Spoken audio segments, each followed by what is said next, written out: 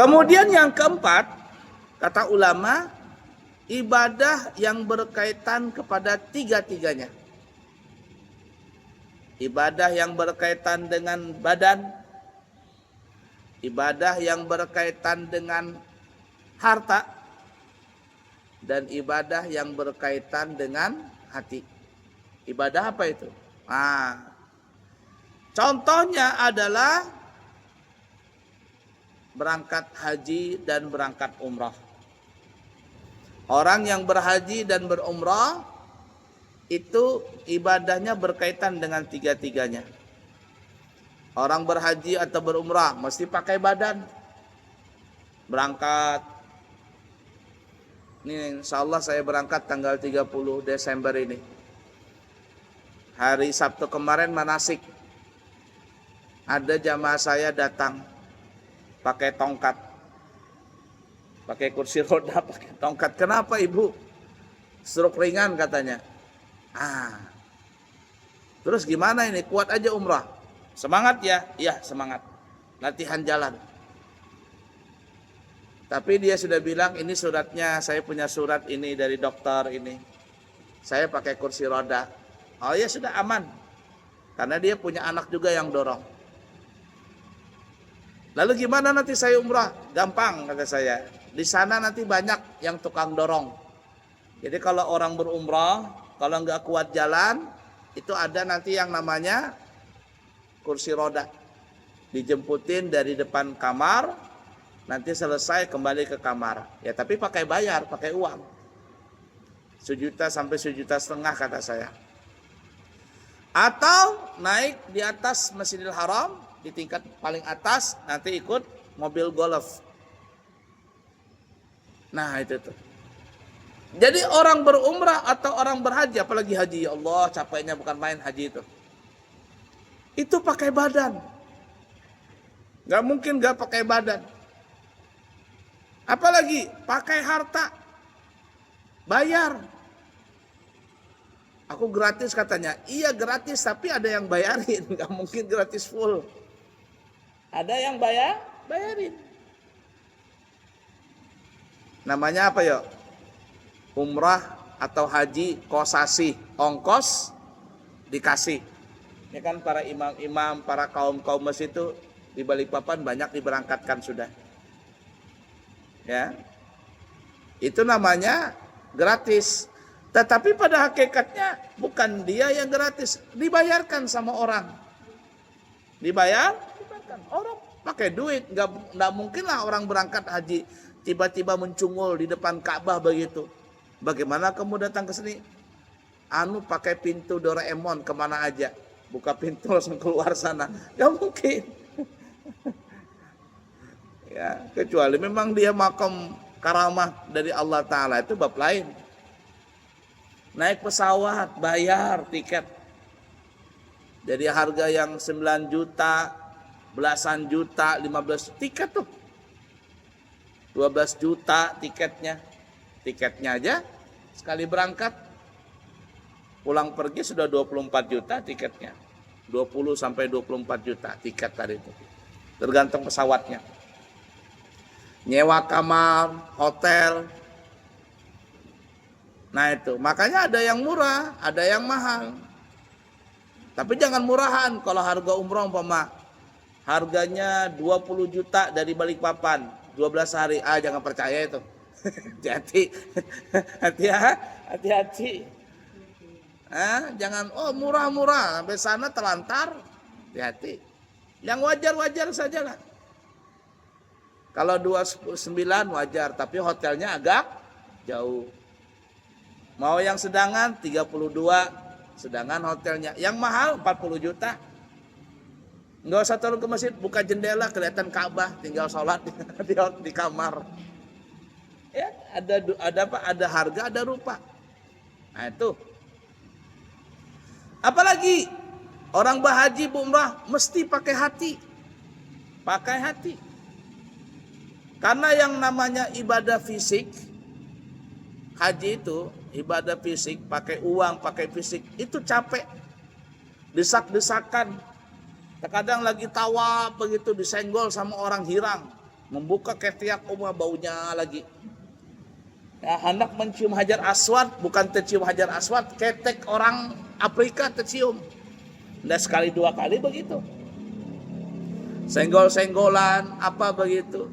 Hati. Orang yang berangkat tuh laki bini tuh. Saya tuh kalau ngelihat ada jamaah saya, suami istri, itu kata saya, kalau saya bilangnya, biasanya kalau orang yang berangkat suami istri itu antara dua. Bisa sayang-sayangan, bisa berkelahian. Ada itu suami istri kelahi aja, dari berangkat kelahi, pulang berangsana kelahi, di Mekah kelahi, di Madinah kelahi, pulang kelahi.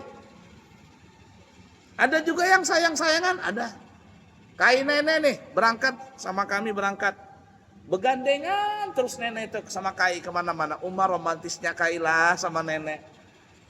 Jar Kai ini bukan romantis. Kenapa gadang? Nenek takut hilang jarnya. Nenek takut hilang, makanya begandengan. Romantis. Begandengan kemana-mana, Masya Allah. Ada baik laki bini. Baik, tiba-tiba berkelahi. Ngelapor ke kami. Kata saya obatnya satu itu. Ikam nyewa kamar, berdua berhubungan badan. Tanah berhubungan. Setelah berhubungan, kembali keluar, tersenyum sudah. Jar kami, senyum sudah. Ini jangan-jangan boleh hamil nih, ketawanya lagi. Itu. Apalagi ibadah yang pakai badan, pakai hati, pakai uang, pakai harta. Nuntut ilmu, orang belajar di pesantren. Apalagi sampai sekolah ke luar negeri, berpuluh-puluh juta habis. Jangan takut. Kembali duit itu semuanya. Apalagi anak itu berhasil. Anak itu berhasil jadi kiai, jadi ulama. Wah, orang tuanya walaupun mengeluarkan duit ratusan juta, no problem. Ya, orang tuanya meninggal malah senang. Kenapa? Karena mengeluarkan dana untuk menyekolahkan anak itu menjadi amal jariah, nggak pernah putus-putus.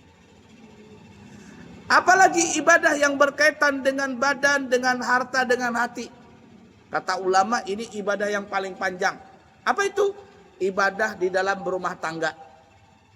Dari awal kita mengatakan saya terima nikahnya dan kawinnya fulanah binti fulan. Dengan mas kawin tersebut tunai. Dari situ beban seorang ayah berpindah kepada kita. Kita kasih nafkah, kita kasih baju, pakaian, rumah, lengkap semuanya untuk bini kita. Sampai mati, sampai bisi anak, sampai kita mati. Itu pahala ngarit terus tuh. Nah, jadi seperti itu.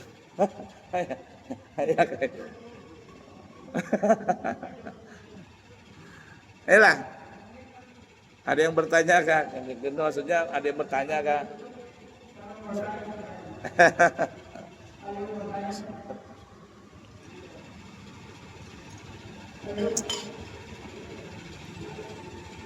Jadi berumah tangga itu luar biasa.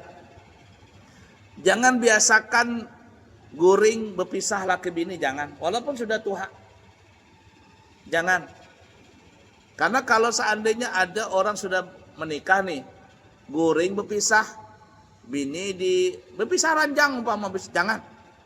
Walaupun kayak nenek kada apa-apain, guring berdua. Kalau bisa pegang tangan, apakah yang dipegang terserah aja, mahar kemana ke tangan itu, terserah. Karena kalau suami itu berpegangan tangan, itu dosa-dosa di antara keduanya berguguran. Ya, dosa-dosa di antara keduanya berguguran, pegangan tangan.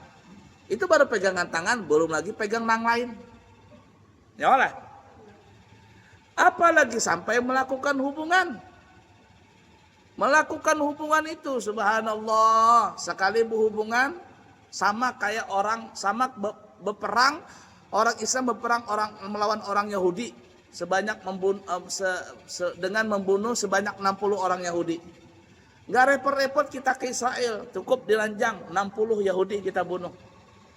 Yang tua-tua ini kada lagi panggainya sudah. Turun mesin sudah. Apalagi kada bebini, kada bebini.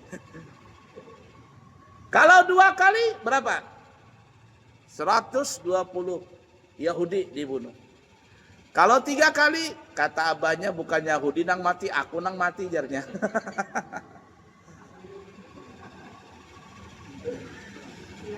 Itu nah kami bawa jamaah kalau laki bini ya, laki bini tuh tulak umrah. Jadi kami kalau ikam bisi duit lah, bisa ikam bisi duit, sewa sekamar berdua, jangan sekamar berempat. Sewa sekamar berdua.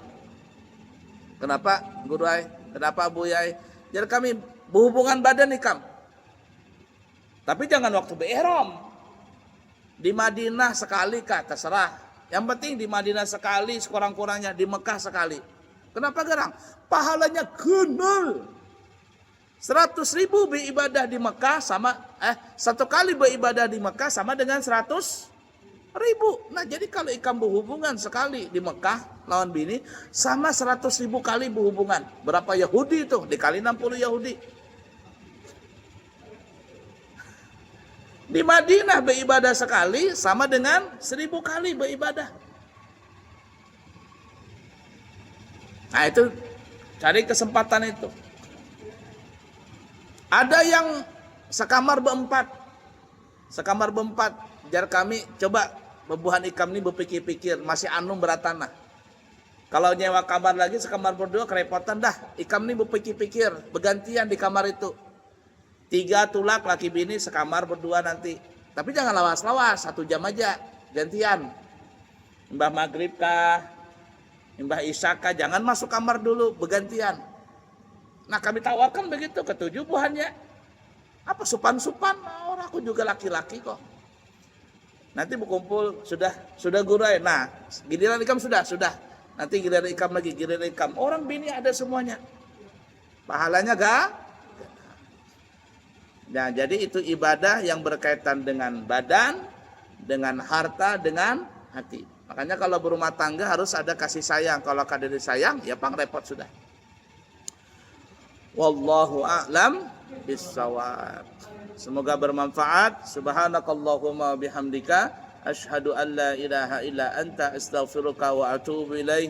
Wa akhiru kalam wassalamu alaikum warahmatullahi wabarakatuh.